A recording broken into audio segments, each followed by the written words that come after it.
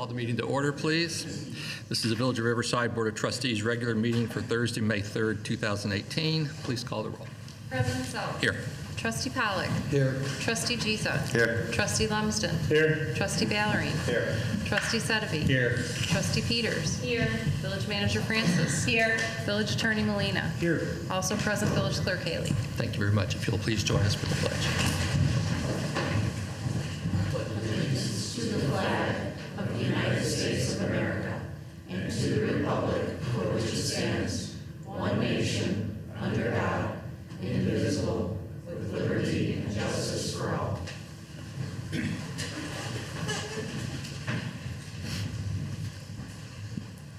Thank you and welcome to everyone who is here with us this evening and those of you watching at home. If you are here with us and you'd like to address the board at any time, I just ask that you be recognized by the president and that you make your comments from the podium so that folks at home can hear and see what you have to say. So first up is an opportunity for public comment. Would anyone like to address the board? Hearing none, we'll move on. Oh, Mr. Gallagher. Good afternoon, Mr. President, trustees, those in attendance, and to those watching at home. Sir, I come before you and the Village Board on behalf of the Lions Club. I have a few announcements. The first announcement is the recipient of this year's Bill Jancy Citizen Award, and it is being awarded to Bob Finn, who has donated many of his hours to the art fair and to Olmsted and to, of course, the Landscape Authority of town. And we will be honoring him next Tuesday at our dinner meeting at Caledonia. Anyone who wishes to attend, please contact me at the earliest convenience. We would like to know by the end of business tomorrow on Friday. The other announcement is that we are, of course, still accepting nominations for Person of the Year, a person who has volunteered their time and energy for the betterment of the community over a period of time. And that's all I have for today. I'll be back in 2 weeks to talk about the Scuff Gross second annual regatta. Thanks. Thank you. Congratulations to Bob Finn. There could not be a better recipient of the Jansky Award. I've known Bob for many years, and he exemplifies what it is to be a volunteer and provide service to our village in the most selfless of ways. So congratulations, Bob. Moving on now to the reports of village officers. First, my report. I have before you a motion to appoint David Rubin to the Landscape Advisory Commission to fill a vacancy with a term to expire in 2019. I would ask for a motion, a second, to approve. So moved. By Mr. Lumsden. Second. Second by Mr. Pollack. Any discussion? Please call the roll. Trustee Pollack. Aye. Trustee Giza. Aye. Trustee Lumsden. Aye. Trustee Ballerine. Aye. Trustee Sedeby. Aye. Trustee Peters. Aye. Motion carries. Thank you, and welcome Mr. Rubin to village government. We look forward to working with you. If you couldn't attend this evening, he'll be sworn in privately by our village clerk.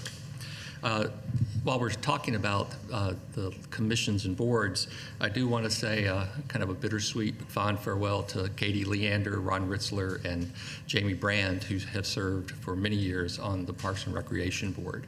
And their goodwill and spirit and innovation has really helped to elevate the department and the board. So they will be sorely missed. The good thing is that they're young, and we'll find some other place to get them involved in years to come.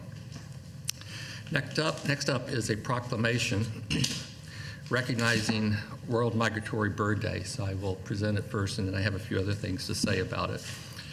Whereas migratory birds are some of the most beautiful and easily observed wildlife that share our communities, and whereas many citizens recognize and welcome migratory songbirds as symbolic harbingers of spring, and whereas migratory birds and their habitats are declining throughout the Americas and are facing a growing number of threats on their migration routes and in their summer and winter homes, and whereas concerned and well-informed citizens can take steps to address these threats and directly contribute to maintaining healthy migratory bird populations, and whereas World Migratory Bird Day helps to focus public attention on the nearly 350 species that travel between nesting habitats in our communities and throughout North America, and their wintering grounds in South and Central America, Mexico, the Caribbean, and the southern U.S.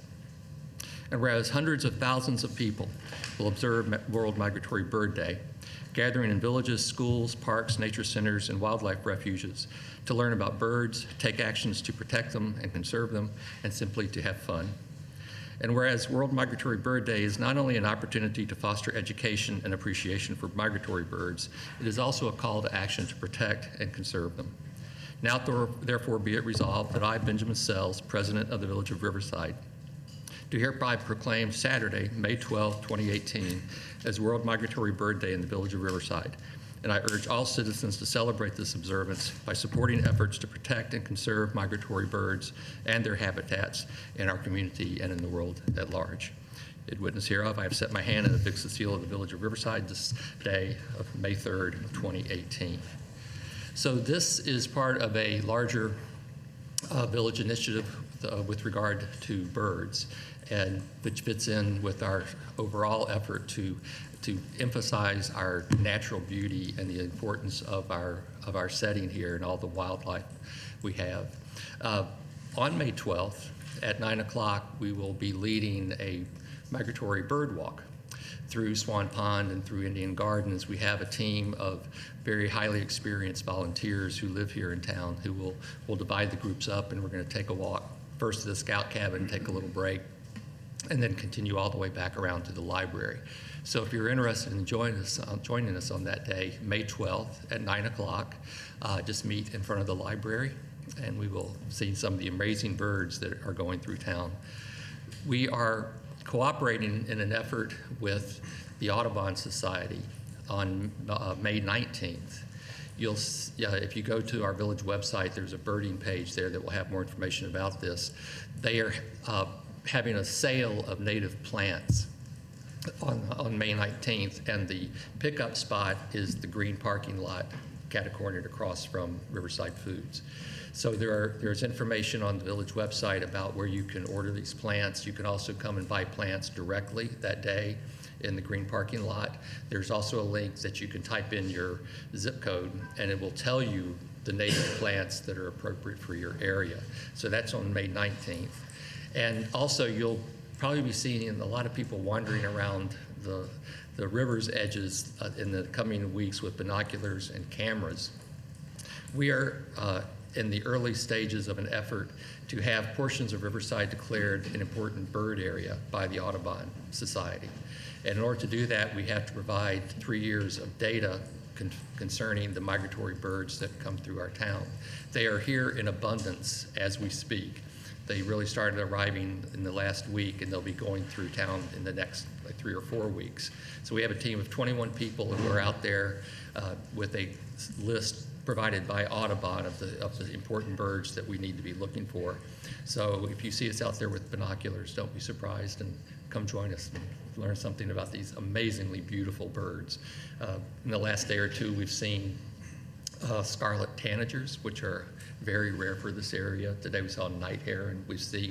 We had a bald eagle fly by us the other day. It's not as far as from me to the back door right there. So we have an amazing habitat for birds here, and we're hoping that we can work with Audubon to bring more education and conservation efforts. The two most important things you can do to protect these birds: keep your cats inside. Cats are one of the greatest dangers to migratory birds and wild birds of all kinds. And also, take a look at the website with regard to how you position your feeders, if you have bird feeders, because window strikes is the other main thing that gets these birds as they're coming through. And if you position your feeders correctly, you lessen the likelihood of that happening. You can also buy reflective tape that you can put on your windows so that the birds are able to recognize the windows as a solid surface and not fly into them. So lots of good things going on with regard to that. So we hope we see you on May 12th. And that's the end of my report. Madam Francis. I have a couple of items to report. One item being the Finance Department received the Distinguished Budget Award through the Government Finance Officers Association. Budgets are critiqued based as a policy document, a financial plan, an operations guide, and a communication device. So I want to congratulate Director Johns with regard to that. The Finance Department has received that award from 2015 through 2017. The most recent award is for the budget for fiscal year 2017. Additionally, I wanted to notify residents, if you're not signed up for the e-flash and you want to see the information related to the Groveland flood wall, there is information that's posted on the village website. We're updating on a regular basis as we get information from Army Corps of Engineers, from IDNR, MWRD, et cetera. And so as that's updated, we will send out subsequent e-flashes to notify residents. So I wanted residents to be aware of that. It's also a direct link under the village trending topics as well.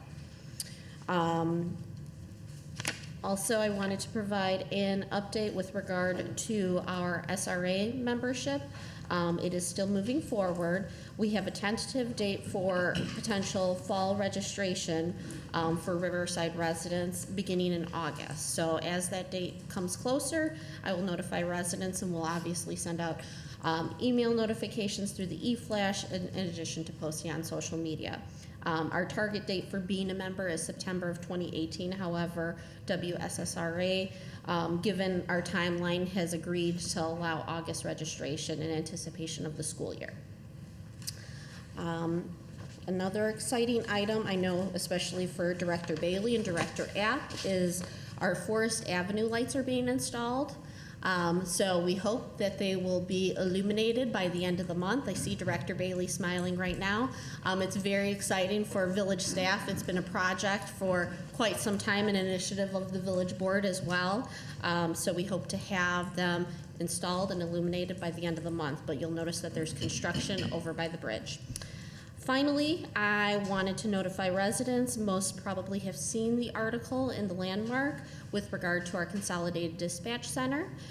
We will go live on May 8th. So it will be the morning of May 8th. So as we're transitioning items over, there won't be a disruption to residents and their 911 calls. So I want to reassure residents with regard to that. I want to also thank not only Village of Riverside staff, but also the staff from the Village of North Riverside, Brookfield, and McCook, who have worked diligently on this project. It's been a challenging 3 years as we started this process to where we are currently. We've made great strides. This was something that was discussed over 20 years ago, and we've brought it to fruition. So I'm very excited about the consolidation efforts. It's opening up even greater communication across our communities, which is wonderful. So with regards to the after hours for the police services, if for some reason you need an officer, there will still be a lobby, a secure lobby in which residents can access and get an officer. So rest assured that there will still be that availability as well. Also, gentle reminder, and it was noted in Mr. Uphughes's article, that still call 911 after hours if it is something that requires immediate assistance, whether it is police, fire, emergency medical services, or even a public works related incident, so that we can have village employees on the ground assessing the situation, and then they'll be able to deploy the appropriate resources. So I just want residents to start getting in the habit of calling 911. I think in the past it was calling the non-emergency number for police. So that is all I have this evening. And as usual, Jessica's being modest. She has been a major leader in this consolidation effort from its origins and was the chair of the committee, and so thank you for the countless hours you have put into making this happen. It's a good thing for our region, especially a good thing for Riverside. And I did forget to mention one other interesting thing that happened this week. President Mariana Spiropoulos, the president of the Water Reclamation District, and her aides came out to see us this week and met with our Public Works water team to discuss water issues affecting Riverside, both flooding concerns, also water supply, things like that. And Director Bailey and Superintendent Karatko gave them a quick tour of the village, showed them some of the problem areas that we've had. We talked about the green parking lot that is going to be built in Commuter Lot 1 in the fall. It'll be the largest green infrastructure project that I'm aware of in Riverside's history. And the Water Reclamation District has played an indispensable role, both in planning and financially, to the tune of about $560,000 grant to allow that parking lot to be built. So they have been and will continue to be a strong friend of Riverside, and we really appreciated that President Spiropoulos took her time to come out and visit with us. So thank you, President Spiropoulos. President Salz, Yes. did you discuss the sewer lining project? Is that done, or is that going to restage at some point, or where are we at in that? Mr. Bailey, do you want to address that?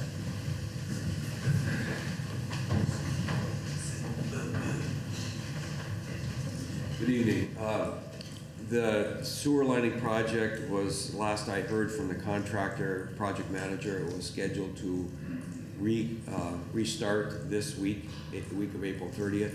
I note that they haven't been out there. The project's about 70 to 80% complete. They left off on Riverside Road. They'll restart on Riverside Road. And they projected it will take 3 to 4 months to finish the project once they restart. We could spend more time talking about all, I'm going to restrain myself, but yes, it should be restarting imminently. And they're going to stage, like, is it downtown and then south of the tracks on Riverside Road is the plan again? Well, yeah, the only things that they should be, only times they should be causing any traffic disruptions, I'll say upstream or north of the Riverside Road point, is when they have to do some maybe patching. It's the relining is inspected and by MWRD, and they have to accept it, and they might direct some patching. And they're also required to do manhole rehabilitations, and that's something that they've been staged over just north of the railroad tracks most recently. That's what they were actually doing, working on manhole rehab. So that's an integral part of the project. But 3 or 4 more months, and I think it'll be just a bad memory. We were kind of missing that, sure. Thank you, Director Bailey. Any other comments? We'll move on then to the approval of the consent agenda. We are removing 2 items, item R and item T, for discussion after the consent agenda is approved. So with those 2 items, this meeting's consent agenda is as follows: to ratify the voucher list of bills for April 19, 2018, approve the voucher list of bills for May 3rd, 2018, approve the Village Board of Trustees regular meeting minutes April 5th, 2018, and file and review the following: Historical Commission minutes, February 19, Historical Commission meeting minutes, March 19, Landscape Advisory Commission meeting minutes, March 13, Planning and Zoning Commission meeting minutes, February 28, and March 28, Preservation Commission meeting minutes of February 8 and March 9th, Riverside TV Commission meeting minutes of March 12, and the Community Development Department March 2018 monthly report. Also, the Finance Department March 2018 monthly report, the Fire Department March 2018 monthly report, the Police Department March 2018 monthly report, also the Police Department quarterly report for 2018 first quarter, and the Police Department 2017 annual report. Also on the agenda, a resolution approving and authorizing the village manager to execute operation and maintenance plans for permeable pavement systems and bioswales, rain garden, and bioretention systems for commuter lot number 1, the green parking lot, and an ordinance amending sections 9-118 through stop streets designated of the village code of the Village of Riverside, Illinois, relative to stop intersections. Are any other items need to be removed other than the ones I mentioned? I'd ask for a motion and a second to approve. So moved. Motion by Mr. Sedeby, second by Mr. Gisa. Please call the roll. Trustee Pollock. Aye. Trustee Gisa. Aye. Trustee Lumsden. Aye. Trustee Ballerine. Aye. Trustee Sedgwick. Aye. Trustee Peters. Aye. Motion carries. Returning to item R, a resolution authorizing the village manager to execute an at-risk construction management contract for a designer-led and design-build project for a not-to-exceed price of $1,336,620 for the First Division paving project. You have the information in front of you. This was requested to be removed by Mr. Ballerine because I believe you have some business dealings with one of the contractors, so he wanted an opportunity to recuse himself on this item. So are there any comments other than that with regard to this item? Please call the roll on section R. We'll need a motion because it's as we removed Okay. it. I'd ask for a motion and a second to approve item R. Motion to approve. By Mr. Pollock. Second by Mr. Lumsden. Please call the roll. Trustee Pollock. Aye. Trustee Giza. Aye. Trustee Lumsden. Aye. Do I call Trustee Yes. Baylor and you're going to Abstain. abstain? Yes. Trustee Sedden. Aye. Trustee Peters. Aye. Motion carries. Next up is a resolution adopting the Village of Riverside park bench policy. And there was some concern about some of the items in this policy, so we were going to have an opportunity to discuss it. I think the main concern is with regard to the fee for the memorial plaque. And then I also had some questions about one thing that seems that is not being addressed in the policy is how we go about approving memorial plaques. Is it simply a matter of somebody coming in and if they're willing to pay the money, then we do it? Or do we want to have some kind of opportunity to review and consider various proposals? So who's going to address this concern? Mr. Bailey? Director Bailey? Like me, Director Bailey is fighting the allergy thing, so That was very so bad. so keep your questions short and to the point. I have to whip out my tissue here. But anyway, I initiated this park bench policy primarily to have some kind of process or at least response to folks when they called and expressed an interest in donating a memorial bench. To this point, we really don't have any process or say they wanted to, would propose to install a bench near the swinging bridge. Is that okay? Like from an administrative standpoint, I don't think it's an administrative decision, and I certainly don't want to be in a position to make that choice. So this policy is less important for what it says than the fact that it does say something. That you raise good points about approval of the message or whatever on the plaque. That's a good point. I hadn't thought of that. From my standpoint, I just had gathered various inputs over the years, information and so on and so forth, and kind of tried to wrap those into some type of policy. So that's a good point. As far as I'm concerned, that certainly could be added to the policy. And really anything else that the village board prefers, doesn't matter to me what the cost of these things are. I'm proposing certain costs, but they could be whatever the village board wants them to be, quite frankly. But clearly from the standpoint of the park benches, you'll note that we are planning to standardize our park benches on those that were recently installed as part of the streetscape project. And we just replaced one that had been struck by a vehicle. It's over $1,800 just to purchase the replacement bench. So there's some basis for that, I'll say proposed cost. So since it's hardscape, does the LAC, does the Preservation Commission also weigh in on hardscape? They could. In the process, the way I would envision the process is that most park benches are, and this comes from contact I've had with residents interested, or it didn't have to be residents actually, former residents a lot of times. A lot of times they want to place them in the landscape, and like that example of near the end of the swinging bridge is a real example. So that's why my focus is the Landscape Advisory Commission, because almost exclusively I think they would go into the landscape. The proposed policy exempts the commercial districts from really what the idea there is that we wouldn't accept memorial donation benches in a commercial district, which pretty much leaves the landscape after that, as I see it. Because I'm pretty sure that our code requires preservation to weigh in on it That's fine. as well. So that, it seems to me that part, like the new bench thing is handled. I'm more concerned about the plaques. I mean, I know we had the issue with the banners and things like that. I think obviously what's contemplated here are memorial plaques with regard to a spouse or some. Right. You know, That's but it seems that we might want to spell that out. I mean, I don't think we want our benches suddenly becoming, you know, billboards for, you know, this bench is sponsored by XYZ company or whatever.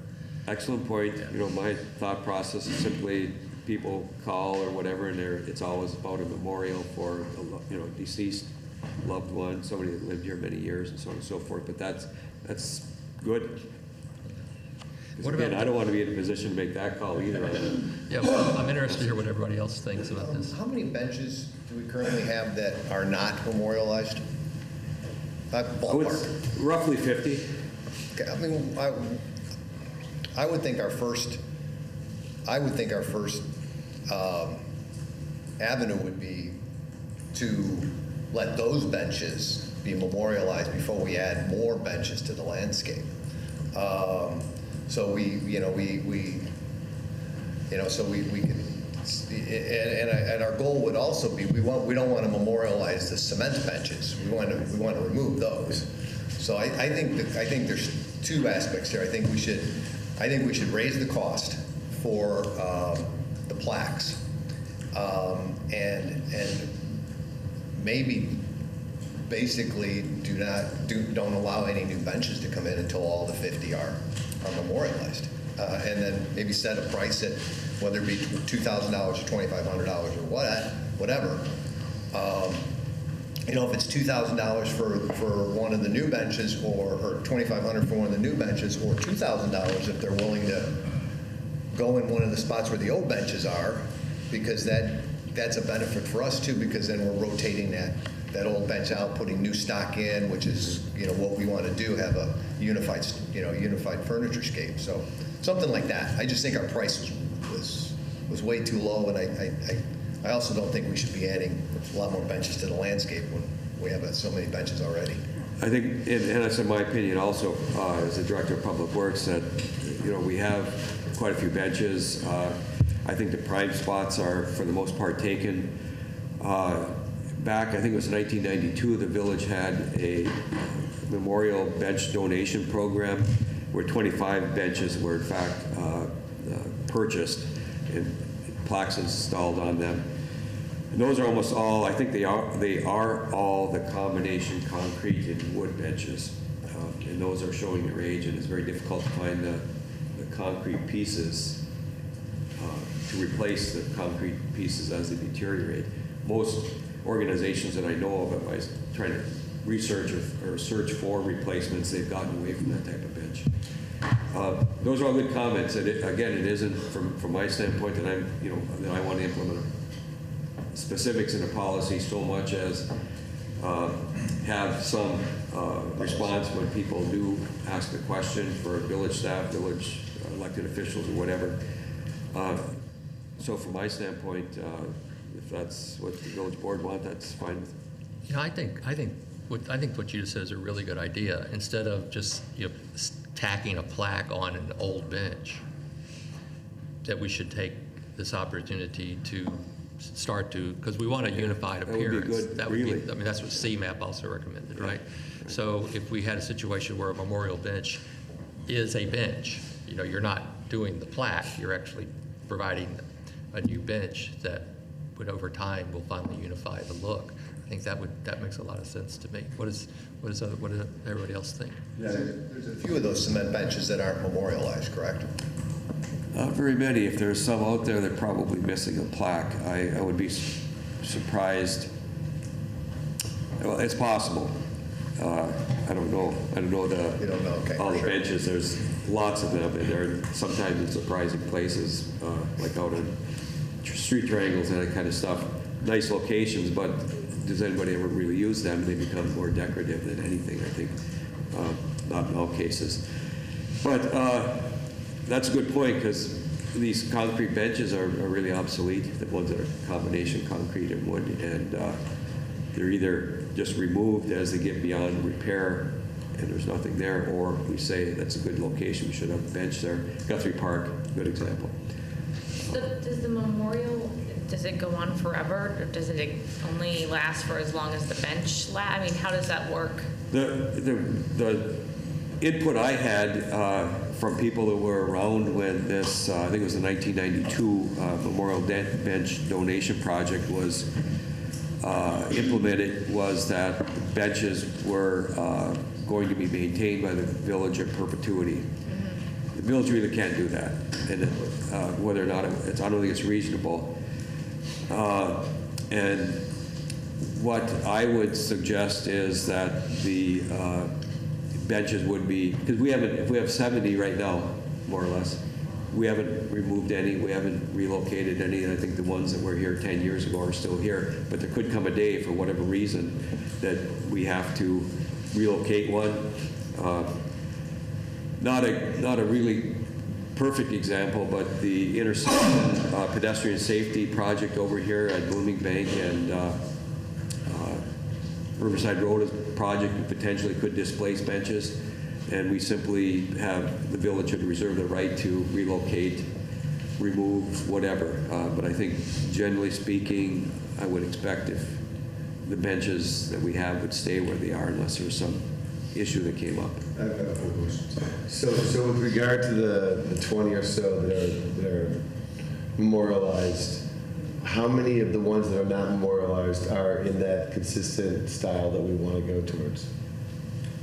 I don't know. There are some. Oh yeah, sure there are. So I would agree with Trustee Ballerine then that, I mean, I would say 2,500. And what I would suggest that you take that 2,500 and you use it to replace some of the concrete ones? No, that have already been memorialized. Well, I would suggest, if I was understanding Trustee Ballerine correctly, that we would have a resident would contact us about a memorial bench, and we would direct them to one that is not already memorialized, and we would say your option is to replace this with a bench that matches the CBD streetscape benches. No, I understand that. Okay. What I'm saying is that if there's benches out there, let's say they select one that matches what the style Sure. aesthetically. Okay. We can use those funds, that $2,500, to maintain, right, the concrete benches or other benches that have been memorialized in perpetuity.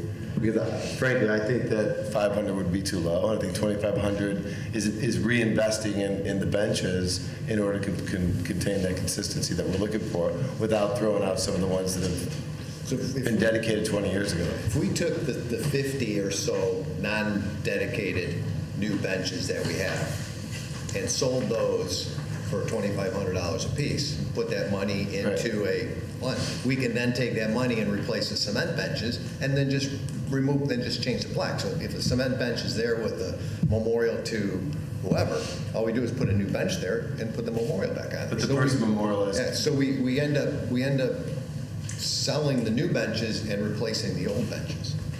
See what I'm saying? And I wouldn't discount the CBD either. I mean, I'd put them in the CBD also. I mean, I wouldn't put any new benches, but I would put plaques on those. I wouldn't have any problem with that. And just to clarify, in that particular case, someone wanted to memorialize one of the benches in the new CBD streetscape, we would say the cost is $2,000 or $2,500. I mean, the cost would be negotiable. I mean, would be what we decide, but I would think it would have to at least cover our costs. And the other thing is what President Zell said about keeping it should be, you don't want slogans, right? You don't want someone's nickname on there, so you want to have something where in memory of, make sure that's standardized, I think, in the... Yeah, and we could, again, I think I have the discretion that I could recognize a message, I guess, of some concern. We have a line of progression for management, I guess. The village manager is who I would report this to and say, geez, I don't like, or I'm not so sure about this message. Or you could have that the village board has approved any message. It's fine. Again, it's not so important to me as it is to just have a system.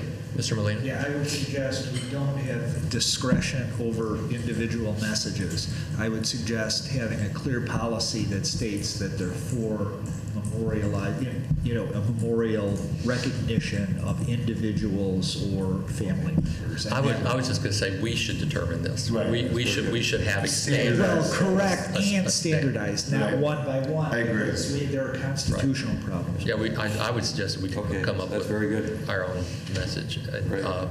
And with regard to the cost, I'm not sure that we want to put a hard and fast cost. I would say that would be determined in terms of what it actually costs the village to do this.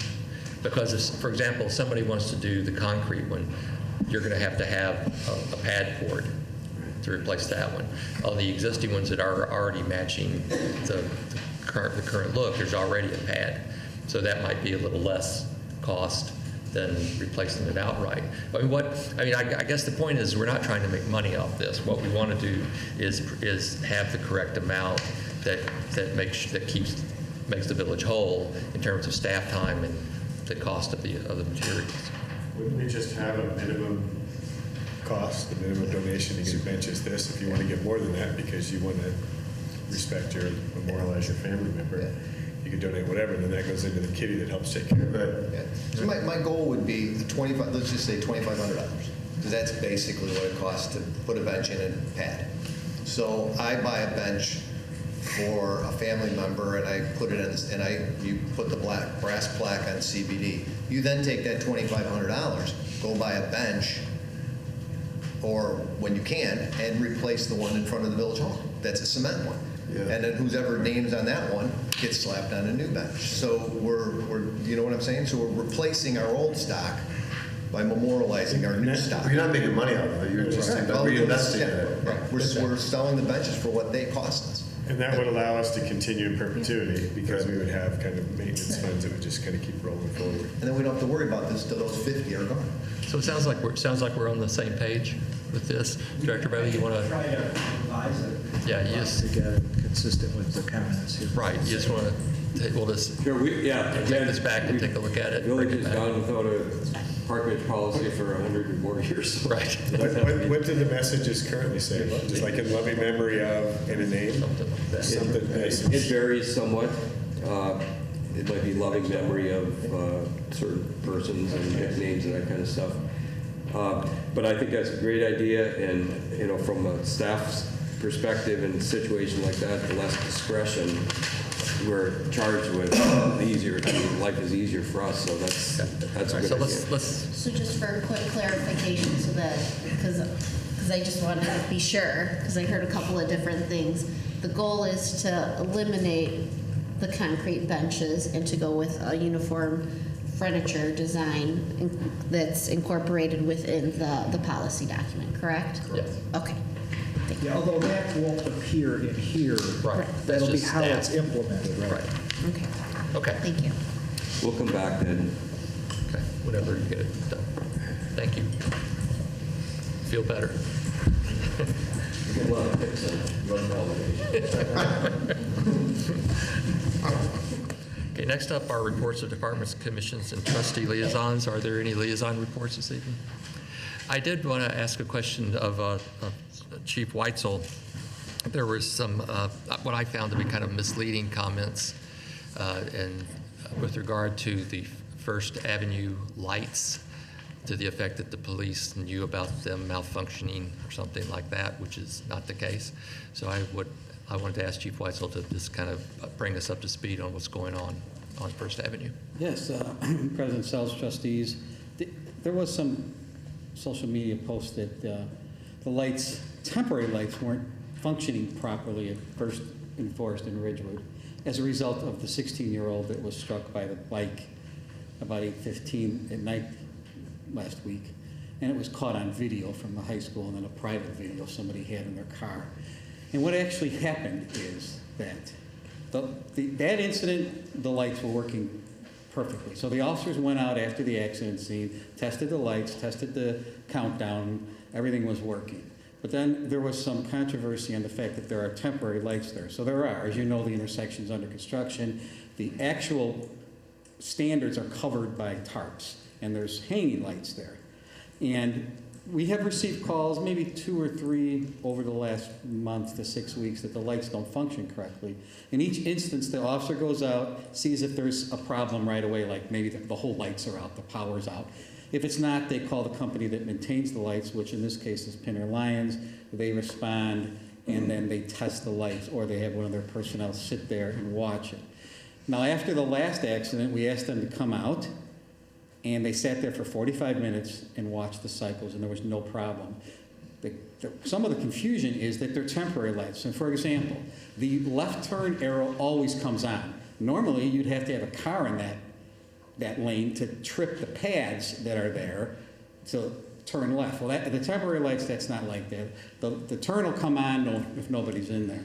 Also, the pads don't work. So the pads that are in the roadway are for the permanent fixtures that are there according to the contractor. So you could come up there and you'll have to wait longer on one side than the other because the roadway pads aren't tripping, yet it's also measuring the volume.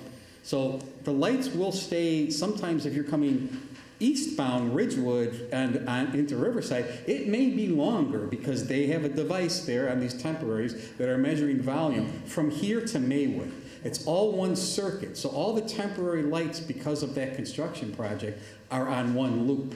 So if there is a problem in Maywood, for example, it could affect our lights. It wouldn't throw our lights down, but it may change the cycle process because in Maywood, there was a major accident by the Eisenhower Expressway and traffic came to a standstill. That may affect the cycling of all the lights through Riverside, North Riverside, all the way into Maywood. That's the way the temporaries are designed according to the technician. So then I followed up and personally talked to them on the phone.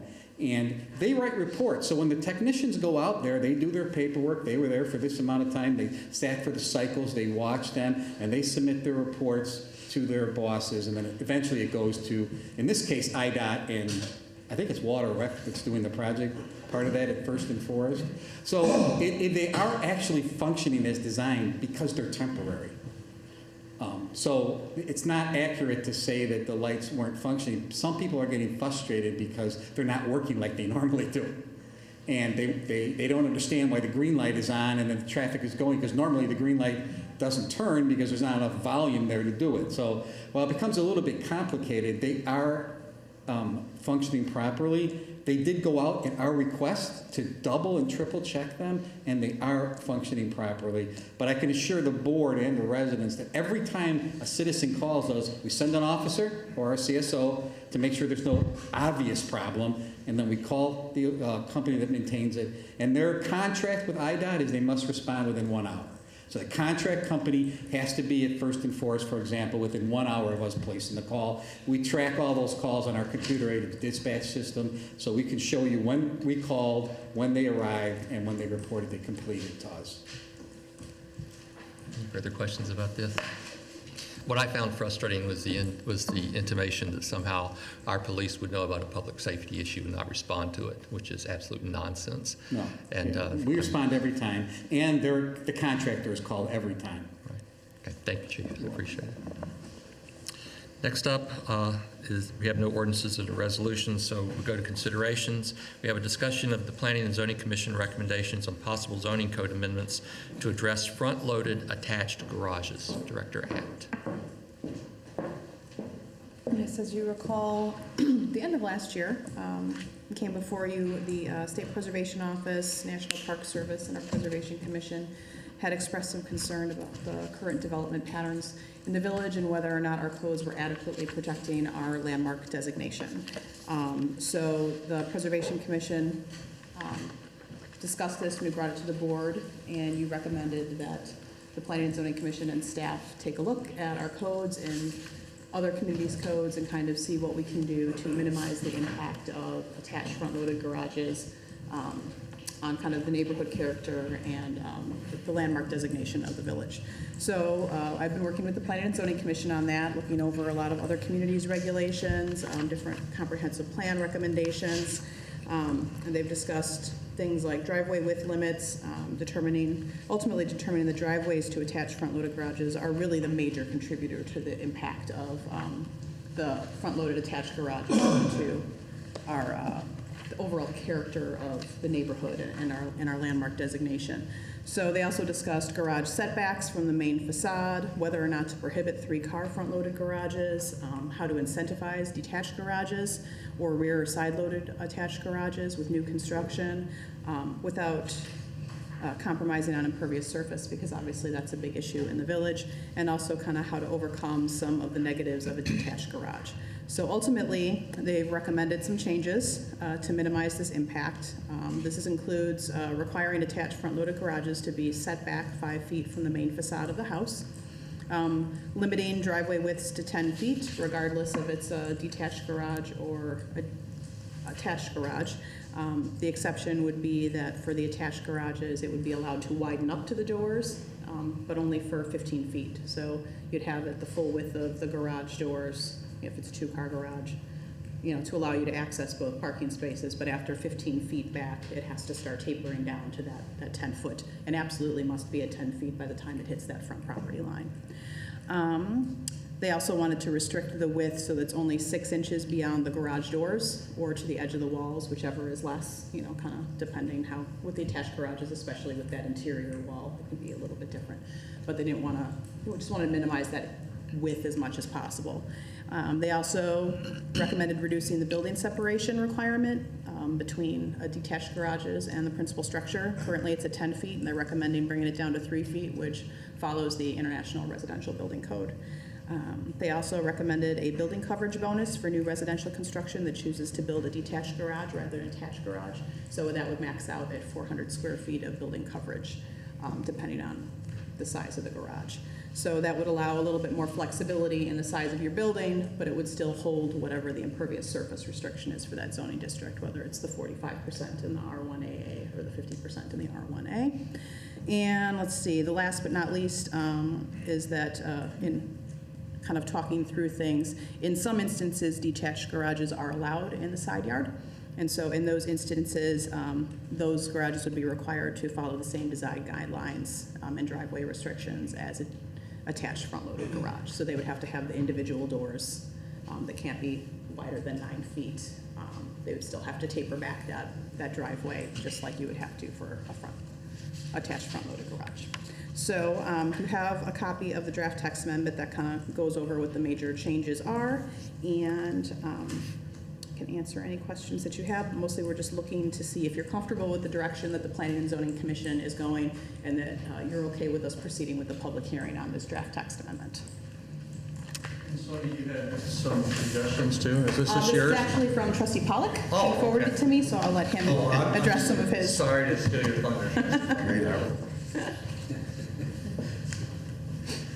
Please. Well, first, I want to say I've followed what the Planning and Zoning Commission's been doing, and I think they've done an excellent job in addressing these issues, and they particularly in identifying what I think are the 2 main issues, and that is the, at least for front-loaded garages, and that is the driveway and the setback of the garage relative to the facade of the house. There were 2 areas, though, that I thought needed clarification, and I have a recommendation as to how they would be clarified. First, regarding the 5-foot setback of a front-loaded garage from the main facade. I did a crude drawing of try to show my point. A lot of new houses have a variety of setbacks, and so I didn't really see in the draft recommendation what point do you take that 5-foot setback from. So in the example that I drew up, you see a house with 1, 2, 3, 4 different front yard setbacks. Is it 5 feet from the closest to the street or 5 feet from the furthest from the street? And in other words, in the graphic I drew, which one of these sections can the garage be located in? And my recommendation would be the farthest one back. Because otherwise you could have a 5 by 10 extension on a 40-foot wide house And the garage still is dominating and it doesn't meet the intent of the code, I think, unless you make it the furthest setback. Second of all, in the driveway. Can we, Sorry. let's take one at a Sure, time. So absolutely. did anybody want to address what Trustee Pollack just said, or Director App, did you have any response to his point? No, in discussing it with him, I had said my thought process had been if there was a little bit of, undulation, for lack of a better word, in a front facade, that you'd be looking at where it's the widest amount of frontage there. Obviously, with the new houses, sometimes there's a lot of that articulation that happens in the front that you don't necessarily see in some of the older building stock. But, looking at what the widest is, and that had kind of been my thought process in thinking about it. But I think it's a valid point, especially if you do have a lot of undulation, where do you start drawing that line? And I think the simplest thing is to just say, whatever the furthest back point is, then it has to be 5 feet setback from that. Is everybody okay with that? I'm not. So does this have to do with just new homes? Or Yes. does it have to do with renovations on existing homes?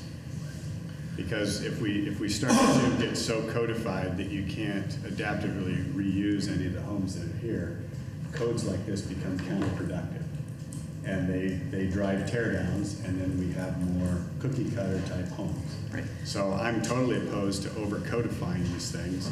And again, I know that we disagree, but that's why we have the opportunity to have variances, is so that then an architect can come with a smart proposal that does the balance between what's right on the piece of property and what's right on the neighborhood, and then good judgments can be made case by case.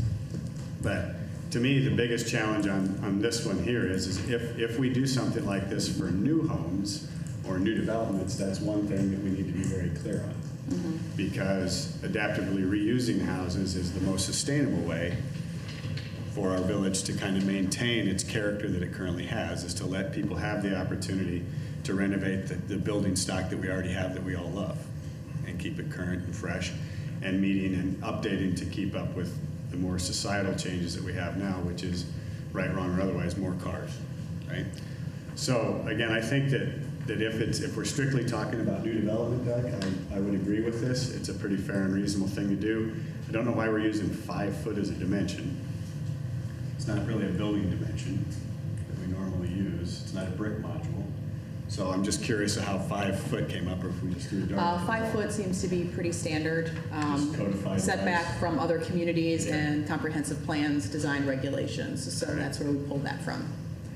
So with regard to your point's That's well when I know taken. too much about trying to dimension a facade or brick dimensions, and it confuses me, but. So, because you mentioned variations, we're not really talking about a variations situation here, right? If somebody wants to renovate an existing home, they need guidance from our code or we have to have some way of giving guidance to our staff about what to allow, because that wouldn't really fall under a variation Yeah, process. so like as an example, if you had a home and you're trying to project a porch, because we want to try and get people back out onto the street, which has been an initiative we have, and so therefore you kind of want to bring the garage out to give the facade some fenestration that starts to match, and then you start to get your roof lines to tie into each other.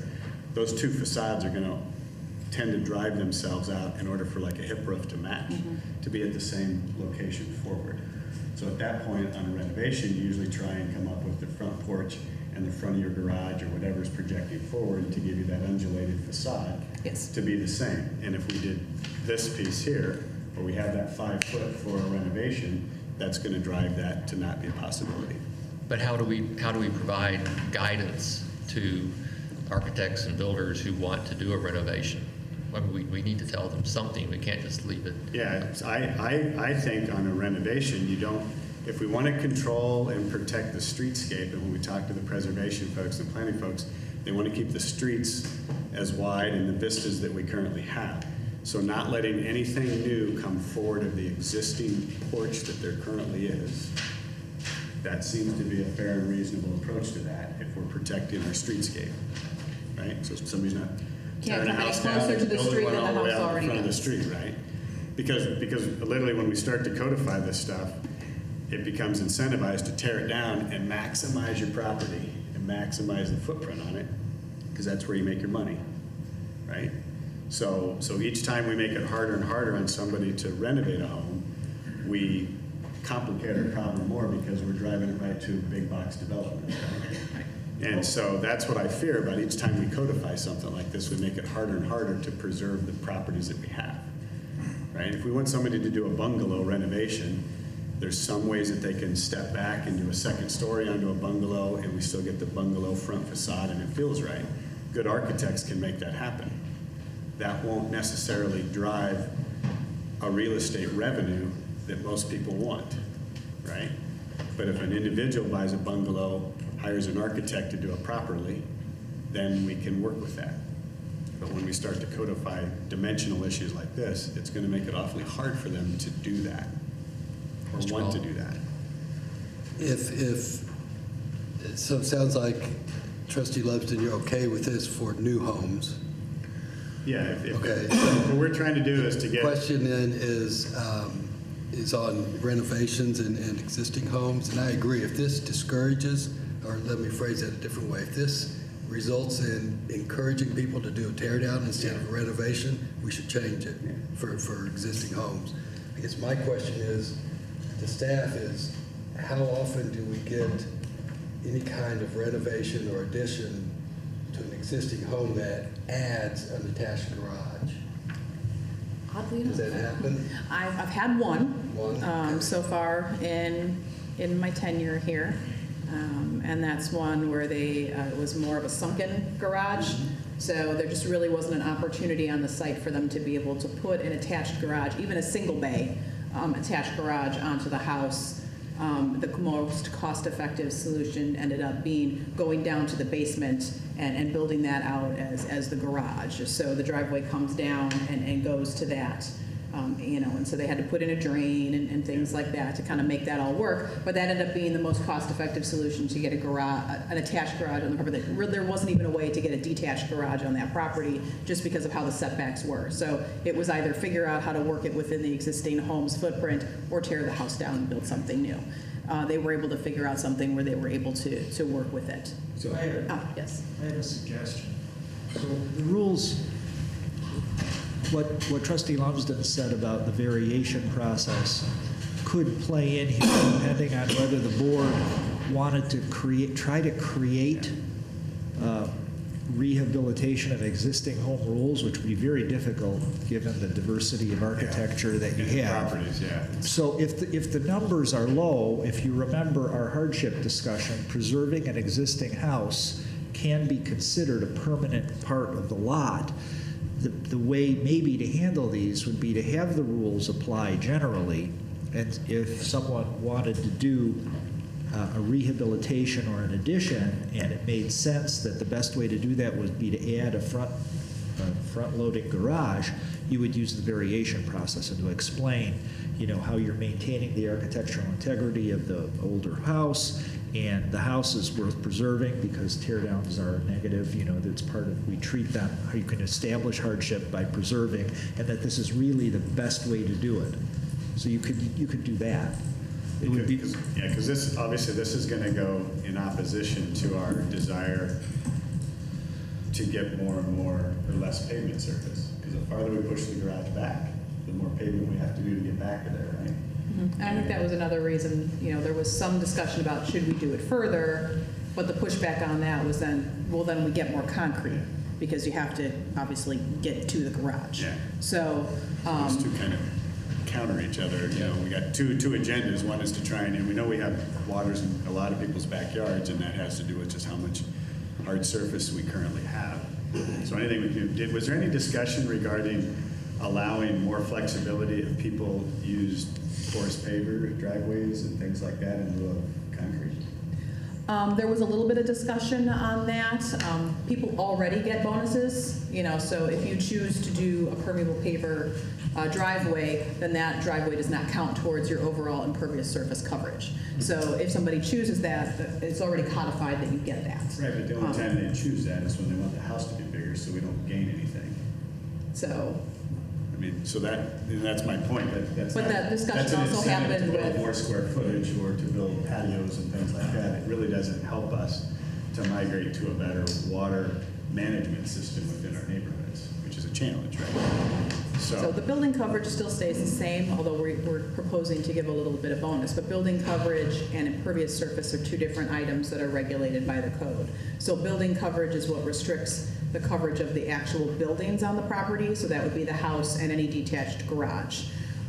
Those are under that 30% restriction, whereas the impervious surface includes your walkways, your patios, your driveways, et cetera. And so then that gets us to the 45 or 50%, depending on which zoning district you're in. It's a little bit higher for our multifamily, duplex units, et cetera. We get into the 60 to 65% for those. But the 30% is pretty consistent across all of for building coverage for all of our residential zoning districts. So the idea was we would still have the restrictions on impervious surface, but try to be able to give some incentive for people to be able to do that detached garage in the back, or a rear-loaded garage, something in the back, that they can get a little bit more square footage by doing that for the house, or something, so just a little bit more playroom, but still have that restriction on the impervious surface. And again, if people choose to do permeable, which we always push people to do, especially if they're right on that borderline, there's a lot of houses in town where people are right at that 50% mark, just because they have that detached garage all the way in the back, and so they've got 130-foot long concrete or asphalt driveway. That eats up a lot of your lot.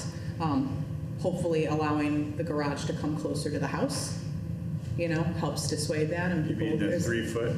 Having it come to 3 foot as opposed to 10 foot. That brings the garage closer to the house, maybe reduces it a bit, but again, people have to make that play. Do I want my garage closer to my house, or do I want to have more open space right behind my house and push that garage further back? And that's some of the reasons that people choose the attached garage, is because they just want to be able to have, front-loaded attached garage. I just want to be able to have a backyard that my family can play in. And if I have to put a rear-loaded garage on there, I don't have that backyard for my family to play in, to be able to enjoy, dinner out in the patio in the backyard, because I have a garage and a driveway, looking out my kitchen window. So, that's kind of the play. There's two sides to the coin, and you have to kind of figure out what you can compromise on. With our existing housing stock, it can be a little bit difficult to just put on addition or work in. It's expensive to work in an attached garage, and it's part of a renovation, so that's something to be weighed as well.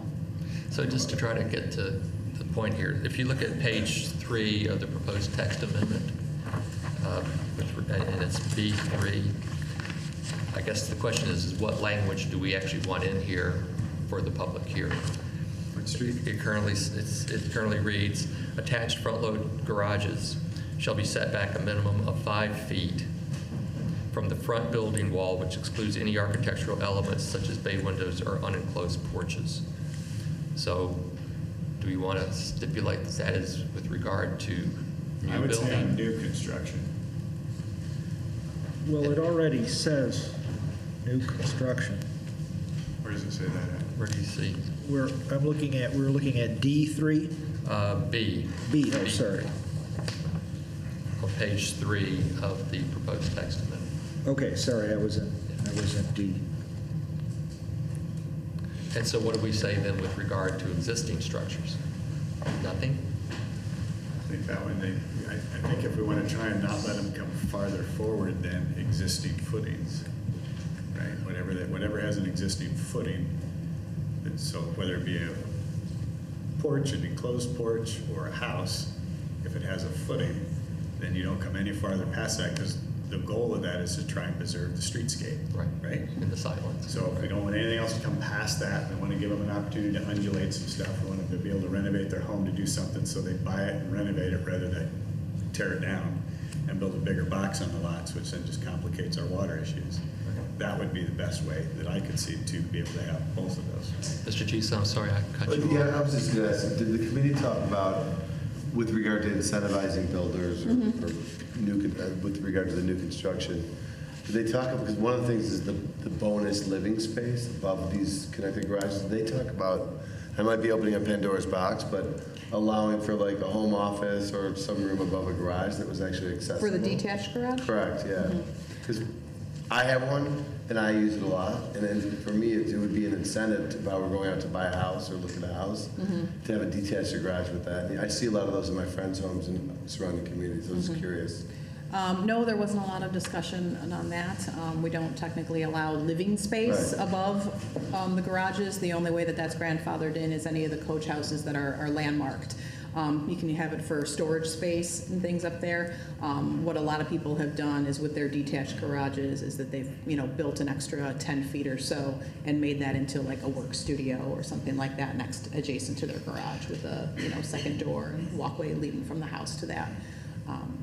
That's how I've seen, some of the garages and stuff that have been built in town. Mr. Powell? So, I think I got a little bit confused by the process here. And it just occurred to me that all we're being asked to do is authorize a public hearing. But we need to have the language that we want to be presented at the public hearing. That's why we're kind of hashing through this. But it's still going to change. right, it can be amended as part of the discussion of the public hearing. I guess to kind of take a step back here, what I would like to do is, when it's appropriate to make a motion, I would just make a motion to ask the Plan Commission to proceed with the public hearing, but to address the issues I've raised during their public hearing and get their input on it. I mean, I just looking at. I don't think we need to hash it out and decide. Just looking at this though, if I could just make one quick suggestion. On B3, if you simply said on new construction, attached, et cetera, and then if you look at what was struck, shall not protrude beyond the front building line of the front facade, we could apply that to existing construction. Yeah, that makes sense. Existing to me, homes, because that's really your trying to point. help keep our historical registered streetscape, which is what's driving our desire to do all this, right? So, Sonia, does that make sense? Okay. Maybe I'm confused now. If someone's expanding the front of their house to add an attached garage, why is it a hardship to make them push it back 5 feet? Because of the property. So as an example, if you're trying to refacade a home, right, to better the streetscape, if you're trying to refacade a home, it's the best way to do it is to come forward a couple feet if you're going to do that. Well, we already restricted people from coming forward. So if you want to add an addition onto a place and your garage is pressed way back on your facade, and you'd like to bring that forward a little bit so that then that space behind it becomes where you can add on to get to a third bedroom, or you want to have the garage deeper so that we get the cars inside rather than outside. So if you have an existing garage that's front-loaded, two-car garage, and you would like to bring it forward to help fix your facade up, and then you want to have that depth of the garage for bikes, anything like that, and then you build up or something like that for an addition, that's going to have less of a footprint impact because where your garage came forward is where you already had driveway.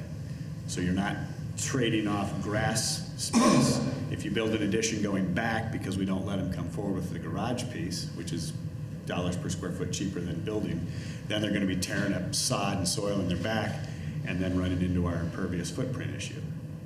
So those two things, so if we can help incentivize people to build over existing hardscape when they renovate homes, it doesn't impact our water position. And then if we really incentivize them to collect the water on the hardscape of the home in rain barrels and things like that, that really helps us out. So these are sustainable design philosophies, and whenever I see some of these things that kind of start to go in opposition to a sustainable design philosophy, I kind of scratch my head and say, well, we're kind of being confusing in our message. We're saying on one hand, we want you guys, we really like if people would do stuff that's a sustainable thought process, but yet we're over-codifying things that take the opportunity to do that without a tear down and rebuild, which isn't sustainable in itself. So are we okay with your first drawing? So, would you like to no, move on? but this is very helpful. I mean, these diagrams, they tell everything. That's the rubber meets the road, and that's so I think that the dialogue needs to happen like this, and I think it's very helpful.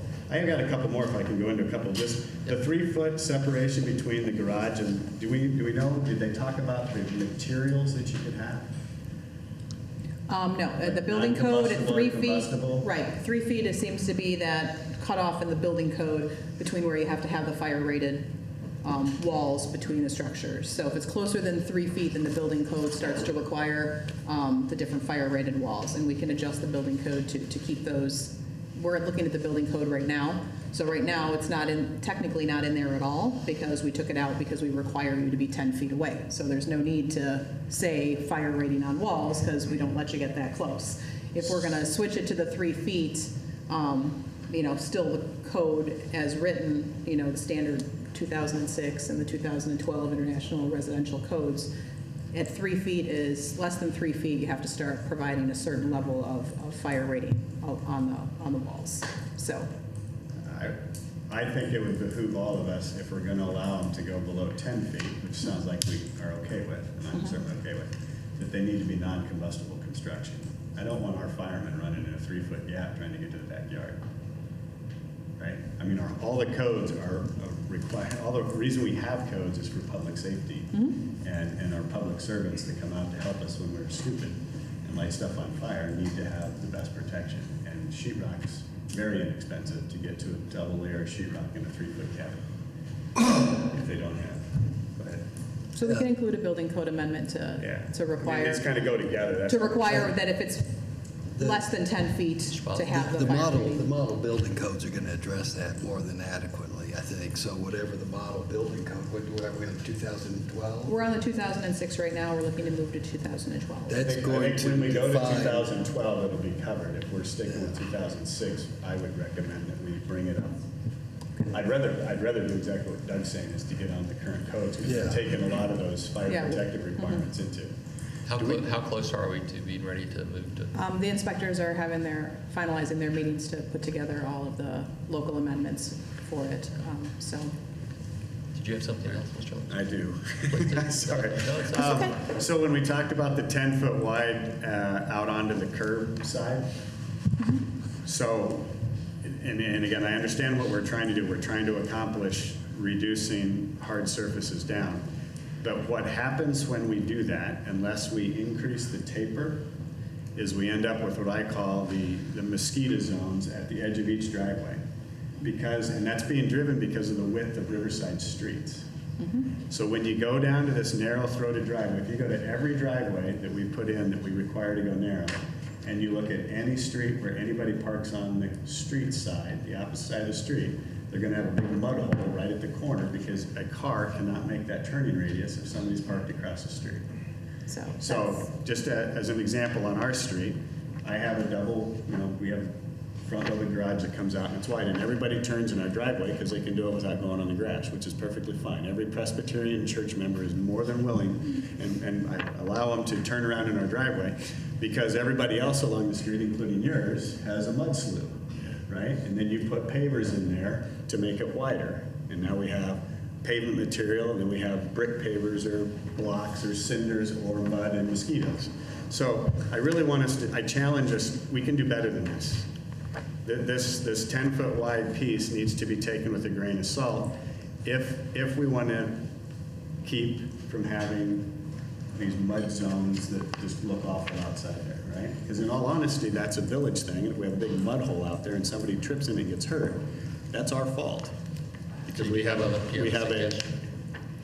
there's two suggestions. Either widen it out a little bit so that a car can actually turn. Instead of doing the turning radius, when the designers do the turning radius, they need to put a parked car across there and then do the turning radius for the angle of the return back to the street. In talking to our engineer, the standard recommended for the Institute of Traffic Engineers, they recommend a 5-foot radius.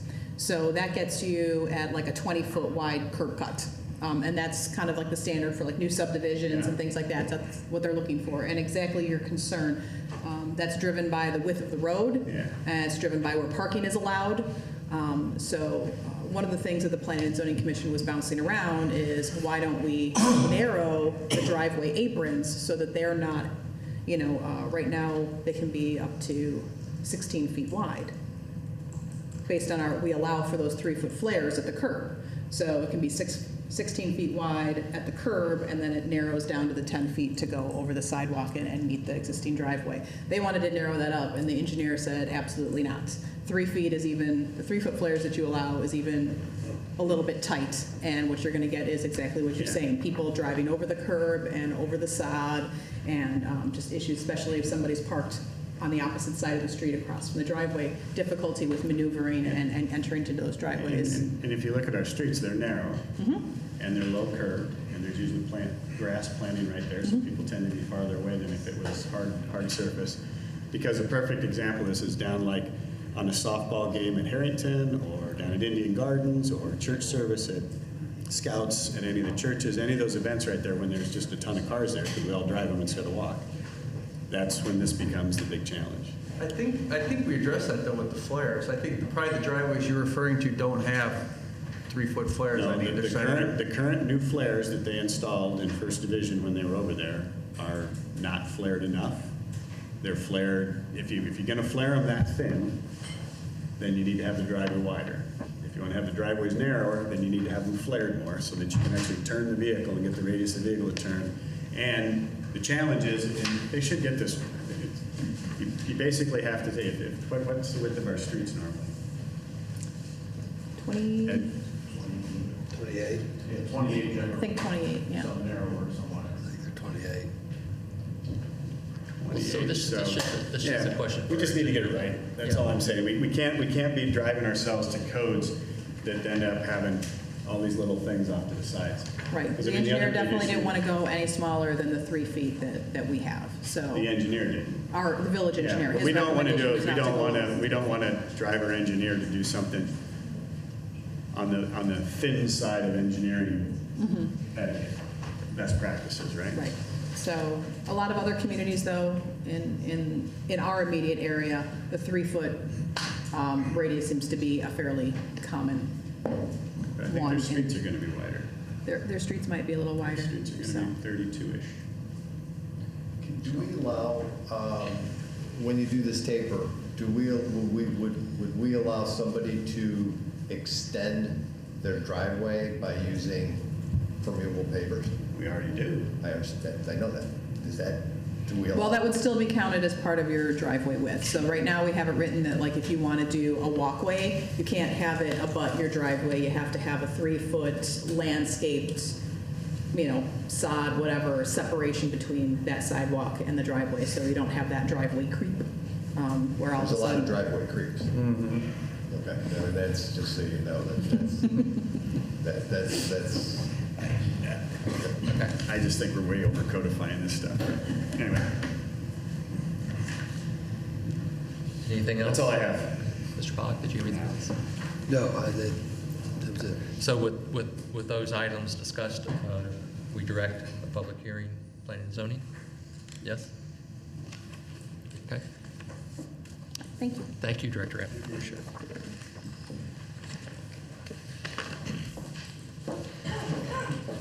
Next up is a part one of a multi-part project that's underway by the village that's extremely important. And Chief Weitzel is going to introduce this item. Yes, once again, Mr. President, trustees, and the manager, I am going to introduce Mark Bushhouse, who's headed the project with his team. He's here, but I just wanted to bring you up to speed as to where we were at as a staff.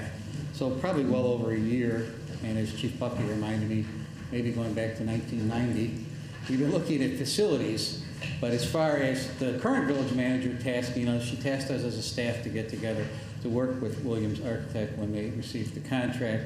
You should know that your entire staff has had daily, certainly weekly contact with Mark and his staff. That could be site visits, emails, personal conversations, group conversations, staff meetings, numerous exchanges of information. Chief Buckley, Superintendent Caraco actually led the walkarounds to all the facilities with his staff.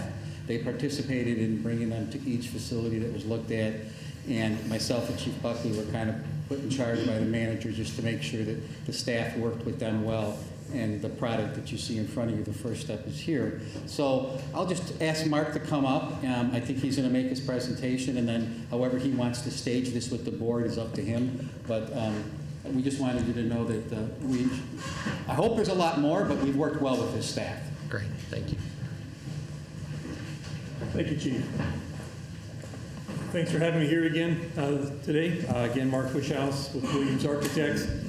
And as the chief indicated, we certainly have had a lot of work with your staff in the last whole bunch of weeks, doing a lot of tours, looking at a lot of old documents, meeting with your historical commission people. So we've spent some good time gathering a lot of information about your facilities. So tonight, as the president said, we are sort of a first of several meetings we're going to have. So here's the PowerPoint that will kind of walk us through. But I just want everyone to know that this PowerPoint is sort of a reduction and overview of a report that we gave the board that's 5 pages long. And this 5-page report is a summary and reduction of a notebook and a large document talking about historical. So I want folks to know that a lot of work went into this. And in the interest of trying to keep the conversation at a high level, there's a whole lot of detail that's here to look at, but you don't want to take your time to read all this stuff. So let's get into this here. So really, what is this whole process about? What we're doing here is ultimately trying to understand how the village can be good stewards of the facilities they have and what is the best options for providing facilities for their citizens. So this goes through a bunch of steps. First, determine the condition of the existing buildings, understand their historical significance, put together and understand what the guidelines are for redevelopment, knowing that we're in a historical community. And then that is all about learning some things about what you have. Then we want to get into your space needs to understand what you need. And then once you have those, really let's go through and look at a bunch of ideas. So a little more step by step. A process like this is really 3 basic steps. What do you have? And that's what we're going to talk about tonight. What are the existing conditions? What are your historical aspects? Really get a good grounding on that. Next step that we're actually working on right now is the space programs for Village Hall, police and fire, and of course recreation and a bunch of, all the things that go into Village Hall. So we're deep into that process and we'll come back in the future to talk about it. So with those 2 steps, we'll know what you have and what you need. And the final process is really how do you get from what you have to what you need? What are the options? What are the costs? And what are the pros and cons? So in the future, after we get these 2 steps done, we'll jump in and look at possible additions, remodelings, possible replacement of 1 or more of the municipal buildings. Also look at maybe alternate or expanded uses for Fire Station 2. What can we do to maybe a Public Works provide more assistance? And what about the Recreation Department that's located at the Water Tower? And yes, we'll talk about other sites in the village to see if there are any plausible ones, and could we locate 1 or more facilities at those locations. So we're going to try to throw a pretty wide net here to ultimately give good options for the village to consider. So back to tonight. We have final drafts here of existing conditions of these buildings and a historical review. We're going to go over these and get your feedback on that this evening. So what we have here is an aerial photograph of the municipal campus. Again, if you can see or not, but here's Riverside Drive, and right here is the original town hall. To the west of it, there's an addition that was done back in the 30s. A stairwell addition on the back. On the east side, there's larger additions that were put on in the 70s and 2000 and maybe 60s, I can't read, 55, that's right, 55 and 2000 for some police and fire. Also some remodelings have happened in there. We have a couple old buildings stuck in here that were an old service station and oil storage. Then this larger building here was the original Public Works with the youth center added on top and a maintenance building added as well. There's a bit of parking that wraps around and under the building, and frankly inside the building there's also some parking. Libraries on the west, but that really wasn't part of the study. And then other things we looked at, here we have the existing water tower with the other historical buildings around it. And then in this area right here we have what was a water tank, and then next to it is Fire Station 2. Now the tank is abandoned, but it remains. And then Station 2, which is an operational facility. So let's talk about the conditions here. At your main municipal campus here that we're looking at, the big picture items are, it's a beautiful location. You're between right downtown and the river. It's a great spot. A lot of good things about being at that location. However, what has happened is over the years, a lot of your facilities and people and functions are all being put here. So now the site has become very crowded.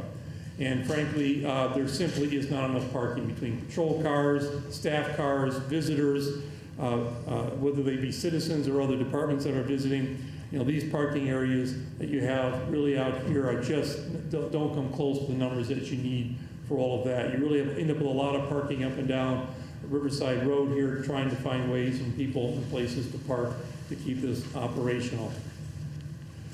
So let's go through the buildings themselves. The main facility here, the town hall with its additions.